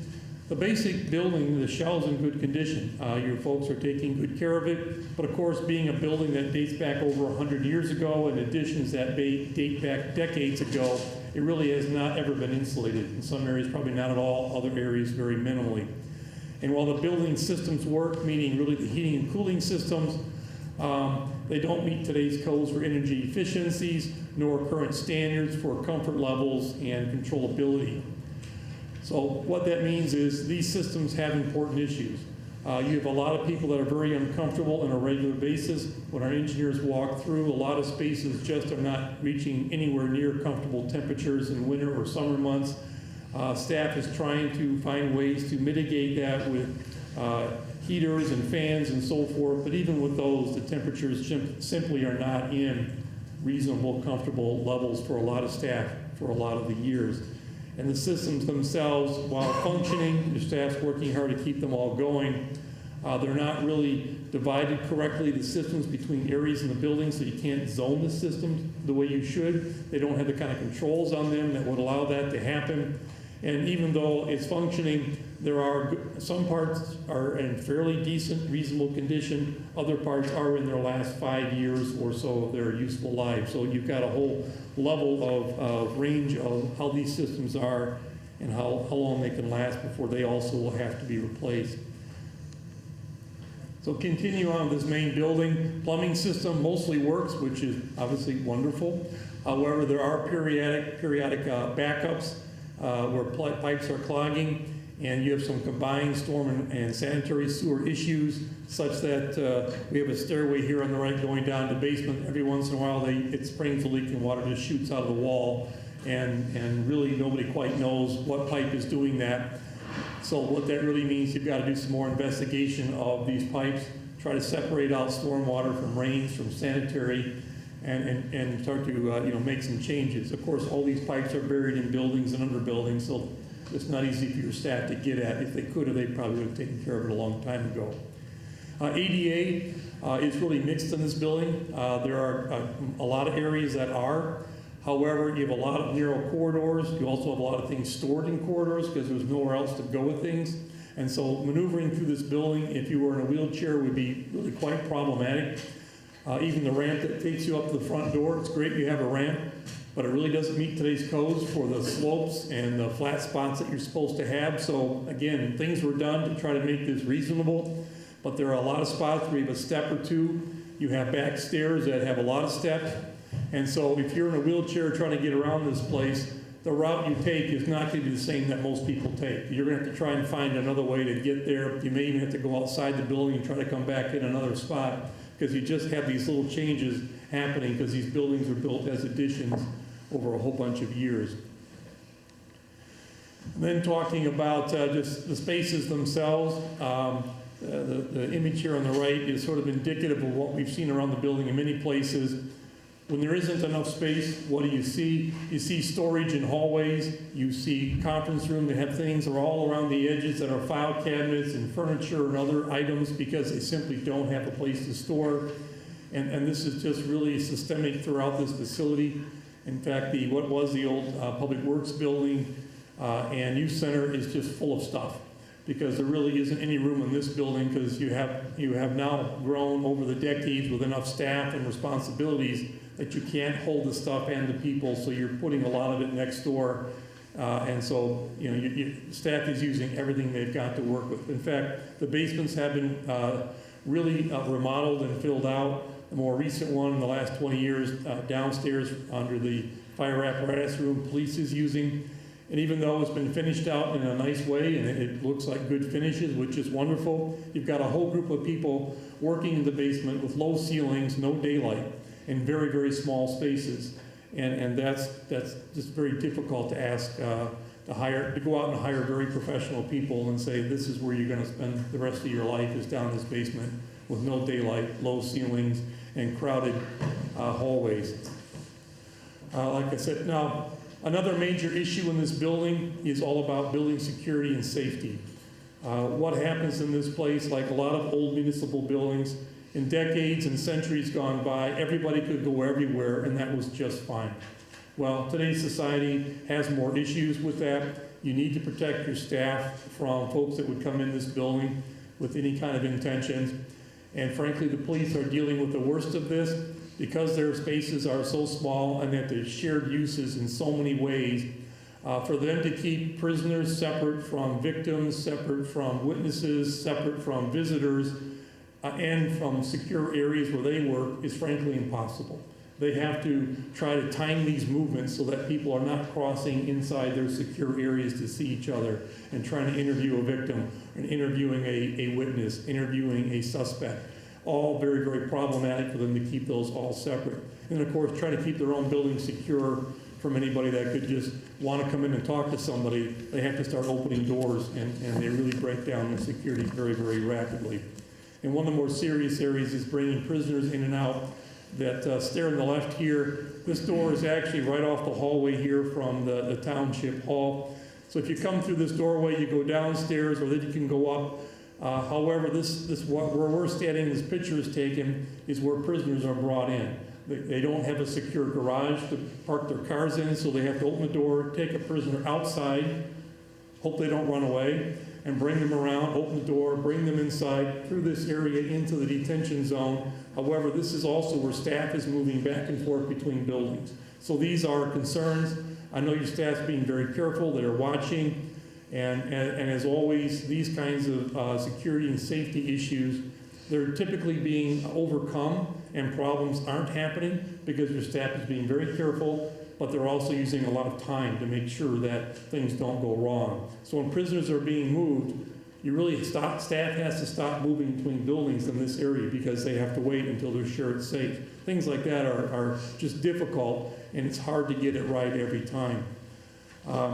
And then also the cells here, while they are built according to the codes that were in place in their day, and frankly, I think you can build cells now that have open bars like this, there is a real suicide risk to these kinds of cells. And so what your staff has to do is basically park an employee in front of these cells to watch, to make sure if someone is potentially suicidal that they're being watched all the time. Now the codes say they have to check them every 15 minutes. So you can comply by the codes, but with these bars, 15 minutes is a very long time.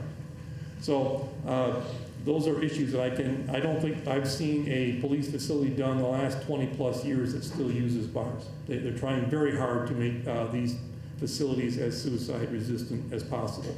And of course, cells are also dangerous for your officers. You can reach through them, grab an officer, and pull them towards you. They also get spit on a lot, which is not only very unpleasant, but if the person has tuberculosis, it's a big deal. So these are all the things that are being done in modern lockup facilities and police stations that are all about protecting the prisoner and the officer. So these are things that are pretty tricky to solve in an existing building where you kind of have a maze and you have tight spaces and you have corridors that just don't allow separations. Now let's talk about Fire Station 1. It's sort of the addition here on the east side, as you can see here. It was built in the 1950s, and these garage doors were a great size for the firefighting equipment that you would buy in that time. However, fire engines are much bigger now. And garage doors like these are now 14 feet high and 14 feet wide on modern facilities because that's how big the equipment's gotten to make them fit. As you see here on the left, you can see a narrow little walkway between the fire engine and the wall, and you see hoses hanging here. Those are hoses that connect to the exhaust pipe of the fire engine. They capture the exhaust and keep the air in there clean. Wonderful equipment. They've invented that in the last 20 years. It's great stuff.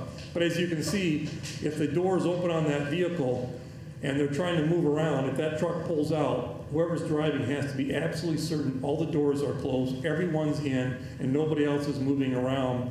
Otherwise, you can get some emergency response people sort of trapped between vehicles and doors. And so again, your staff is having to be very, very careful how they operate in this facility, especially when they're trying to get out quickly and answer calls.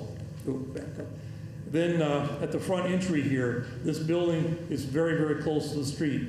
So what that means is when the doors go up and your emergency response personnel are trying to get quickly to a call, a fire, someone's having a heart attack, trying to get out there quickly, the very first thing they have to do is stop. And they have to look very carefully in front of them because the sidewalk is just a few feet from the opening of that door. And then they have a road right out front that's right in front of them. So they have to look very carefully to make sure they don't hit a pedestrian walking along in that area, and be very careful about the vehicles out in front. So again, staff has to slow down, and it takes a lot of discipline to make sure they check these things every time. Also, the fire station, there is a generator that runs part of this building. It's in decent condition, but it is far too small to keep these buildings operational in a power outage. Your servers are probably staying operational. So, you know, computers can stay online, your phone system probably stays, what has been your call center, I'm sure has power to it, but most of the building won't have power, and therefore, in an emergency, this building just kind of goes quiet, and your staff really can't use this to serve. Then, with the fire station upstairs, this room here is sort of everything for them. Many years ago, you didn't have people here all the time. You simply had volunteers that showed up, got in the vehicles, and went. Now you have some staff that are hired during daytime hours to man the ambulances, and you have staff here that stays overnight during weather events, so they're close to the equipment. So in this room, you have a kitchen and eating area, sitting area, and sleeping area. There's no separation of male and female. There's no privacy, and as you can see, it's loaded up with a lot of things. And so again, when the alarms go off, you want people to get up quickly and move, but they have to be careful every time because it's crowded, it's close, and they have not a lot of space to work in.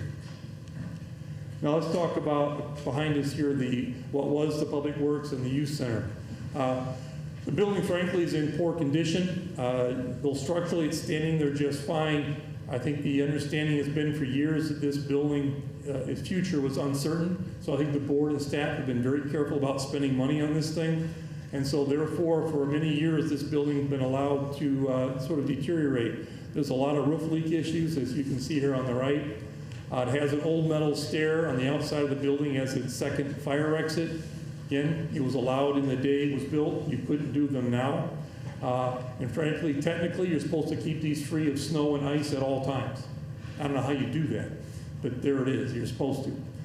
Inside the building, it only has one stair. There's no elevator, so ADA accessibility is just simply non-existent on the whole upper level, and yet it's very heavily used for storage and some fire.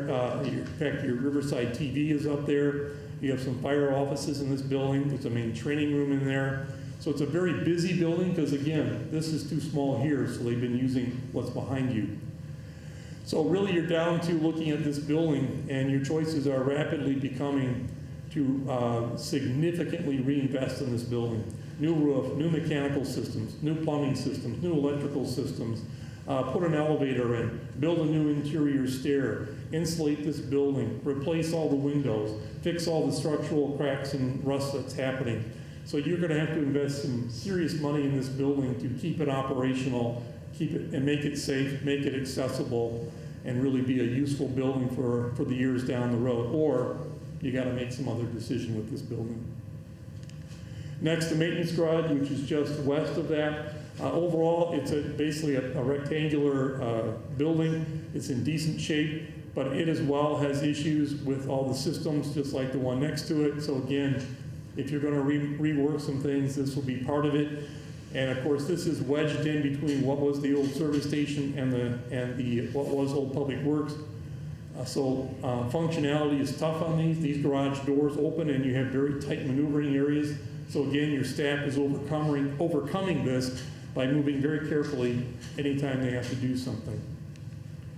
Then the building in between the two was the old service station and oil storage. These buildings are in poor condition. In fact, the one that was the old oil storage, you can see daylight through the roof. It's open and rotting. You really don't want to spend time in there. So again, either they're going to have to be completely rebuilt or they're going to have to be removed. Then Fire Station 2, just across the tracks and west of the existing water tank, or what was a water tank. Again, this old station also has all the same issues of very small apparatus doors, a very small garage. It also has a very short driveway out in front of it here. And of course, right behind it is railroad tracks. And as a person has seen and done a lot of public safety buildings, putting your first responders immediately adjacent to a railroad track is not ever recommended. If you have a problem on the railroad tracks, either a derailment or you have tank cars that are suddenly leaking either noxious or unhealthy chemicals, what you don't want to have happen, but you could have happen, is the very first place that has to evacuate is your fire station. So all that equipment is now someplace you can't get to. So if you can locate them any distance away from the railroad tracks, it's a better way to go. And of course, this building too was never contemplated to have people spending time in there. So you really don't have much at all of any kind of bunk area, place to eat, or bathrooms, lockers. It's all just very, very small. And the driveway is tough out front again. The water tank that it connects to, it's abandoned. It hasn't been used in a long time. It's simply a round room. However, it was built and matches with the water tower and certainly has historical significance. Recreation department, that's located at the base of the water tower. Again, it's been maintained. However, that said, the finishes are getting kind of worn in those parts of the building. And even though it had some good improvements done, meaning at the base of the water tower, what you see here are some bathrooms were built in. So you do actually have 2 handicap toilets in that building now, which is great news. But as you can see, there's a lot of storage working around it. The staff areas for the recreation department are undersized. There's 2 rooms in there that can be used for multi-purpose uses.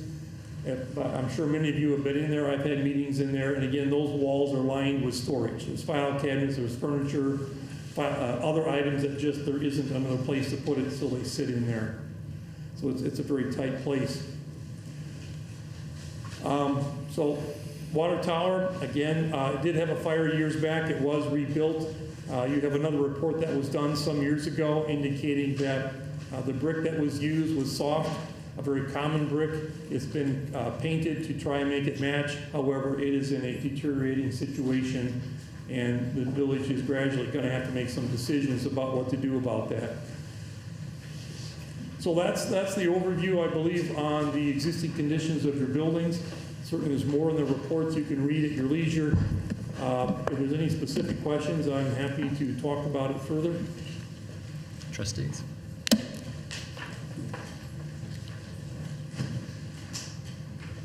All right, let's move. Oh, I'm saying Public Works. That was built in 2004, so it's a much newer building. It's in good condition. However, the land you had available, unfortunately, was a landfill. And even though it was designed to deal with the landfill, which congratulations to the engineers that pulled it off, our structural engineer was quite impressed. It hasn't settled very much. He thought they did a good job. But even at that, it still is settling a little bit, and you're getting some cracks in some non-structural walls. So their advice was, tuck point those cracks and keep an eye on it and monitor it in case things move more than would be normally expected. But don't get excited. The place is doing okay. So it's a very busy facility and doing all right. Then the scout cabin, beautiful scout cabin. Built in 1928, you had some additions done in the last 20 years. It has, a nice exterior wood look. Inside, you have a big, larger room with some kitchen and other bathroom areas. You're repairing it. You're basically keeping it mostly operational. However, the big deal on this is it's not only built in a floodplain, but it's built in the floodway. And I can tell you, having dealt with the Corps of Army Engineers in the past, that second part gets them pretty excited. They don't like anything in the floodway because that's where the water's supposed to be able to flow unimpeded during major flooding events. Now again, this was built in 1928, so there you are. So the Corps of Army Engineers probably isn't going to chase you out. but they aren't going to let you expand it or rework it in major ways. You can fix it, you can keep using it. However, I think in the long term, should the village ever determine that it's not a facility they need to continue, options are you could try to relocate it to higher ground or out of the floodway, or if you really did no longer need it, you could remove it. So you can fix it, you can use it, but keep the Corps of Army engineers away if you can. All right, so let's go historical. As most people know, this entire community from east, west, north, south is all part of a historical landmark site status, I should say, from 1970. So that means any of the buildings here that have any real significance, which really includes almost all these buildings, at some level have to be reviewed and determined, are they being treated in a way that is correct by the Preservation Commission. So everything's got to be looked at. So the guidelines are, if we're going to try to rework or work on something, especially as it affects the exterior, there are several guidelines that have to be followed. And, will this work be compatible with and positively enhance the architectural and historical integrity? That's a big one. Whether what you do here will have a positive effect and harmonize with the external appearance of the neighboring properties and the essential character of the area. Again, this whole zone is in that. So like you've been talking about tonight, we have to be very careful to respect the entire zone. And of course, whatever is done, is it visible from public right-of-ways at any season of the year? Then last of all, I'll call the out clause. If things are very dangerous, deteriorating, becoming a liability or a safety hazard, that can be looked at as a motivator and an ability to make some changes to keep everybody safe. So building by building, what this means is for the water tower, certainly that is considered an historically significant facility and buildings in the community, and any changes, especially to the exterior of those, would have to follow the redevelopment guidelines. The town hall, the portion built in 1895, which we're in right now, it also is considered historically significant, and any changes to the exterior would really, again, have to go through that very careful process. Frankly, they might also be interested in the inside, the main lobbies, spaces like this. Can we maintain the integrity of these as well? Where things start getting a little gray is all the additions that have been done to these buildings over the years. On the west side of the building, there was an addition done in 1939. Maybe it's historically significant. It was done to match the existing building that's there, so this addition here was done way back then. So again, something that would have to be reviewed and discussed before any changes were made to that. On the other side, the additions that were done in 1955, 78, and 2000, which really is where police and fire are located, again, because they're so much more recent, the likelihood that those would be considered historically significant really is going down. Now, that doesn't mean they weren't done carefully. We think they were, but to add on and make changes to them, again, you couldn't. Could you remove them? I think you could remove them if for some reason that is what you desired, and that probably would be fine. But again, you couldn't expand them without being very careful. The original service garage and oil storage building behind, they were added in the 1930s.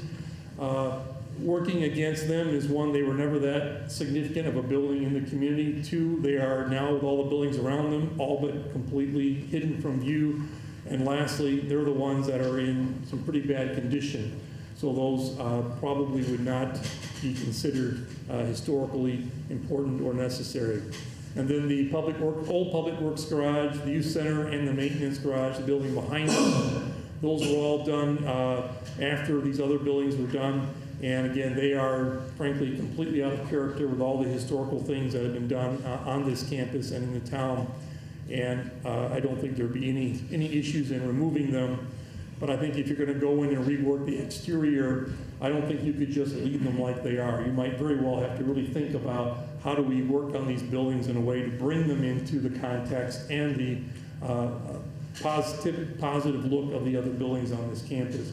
So if you start working on those buildings, not only do you have to deal with all the issues that we've found here with them functionally and structurally and those aspects code-wise, but I think we also would have to really address the look of these buildings and how they do not at the present time add to the context and historical aspects of your community. Fire Station 2, the building itself, again, it was built recently enough that is unlikely has any historical value in and of itself. However, the existing adjoining round water reservoir, even though it's been abandoned, it still has the look and architecture of the water tower and other reservoirs and pumping equipment that was located downtown. So in and of itself would have to be dealt with and preserved in some useful and a correct way. I think that's through that. So I'm going to pause on this one and say, are there any questions on the historical aspects of your facilities that we can answer this evening? Great. So here we are, some recommendations. What we would hope that the board would do is review what's been presented tonight, both with the facilities evaluations and the historical review and these redevelopment guidelines that we prepared, and review and accept those as this first major step of this study. And then secondly, working with staff, schedule a future meeting where we can come in and talk about your space needs that we've been working on with your staff for the last number of weeks and months. So that's what we're hoping for this evening. So this is a lot to take in, I know, but excellent work, Mr. Bushhouse. This is something that's been needed to be done for quite a while. It's sobering, to say the least. Do we actually need a formal motion to accept this facility, or There's no legal requirement to do that. It could just be acceptance. Okay.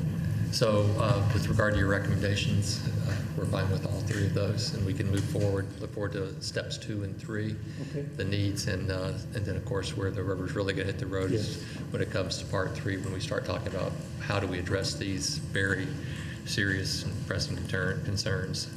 I have to say, one of the things that I took away from this that I had never focused on were the safety concerns with regard to our staff. And I think it's one of those things where you do things a certain way for so long that it really helps to have somebody like this company come in and say, yeah, this is not a good idea. So. Yeah, I got a quick question for the chief. In the new consolidated dispatch, do we still bring prisoners over here, or is it all over to North Riverside now?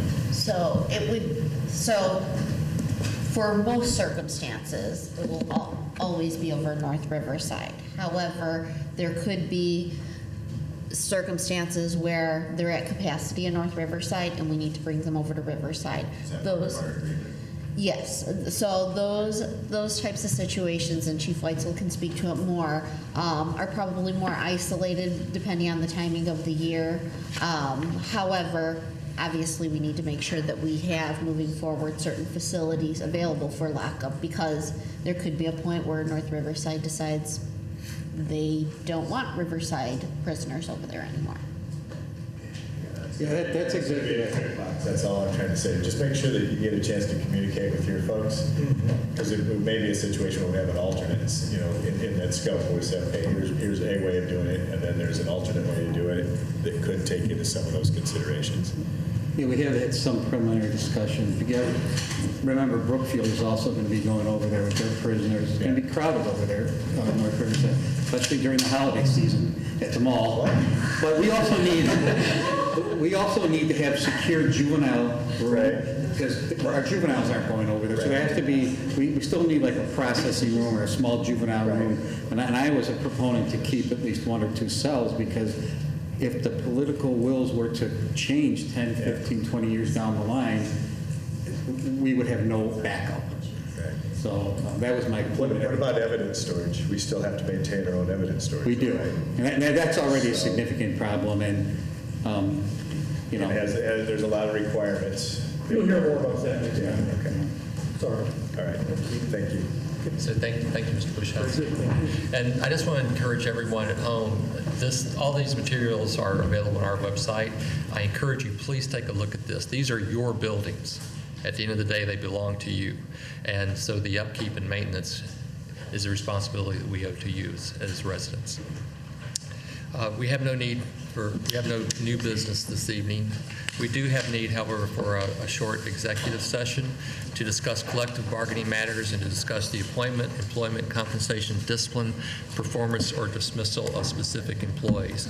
So with that, I ask for a motion to adjourn to executive session, not to reconvene. No final action will be taken. Motion by Mr. Lumsden, second by Ms. Peters. Please call the roll. Trustee Pollock. Aye. Trustee Giza. Trustee Lumsden. Trustee Valerie. Trustee Sedeby. Trustee Peters. Meeting is adjourned. Thank you. Good night.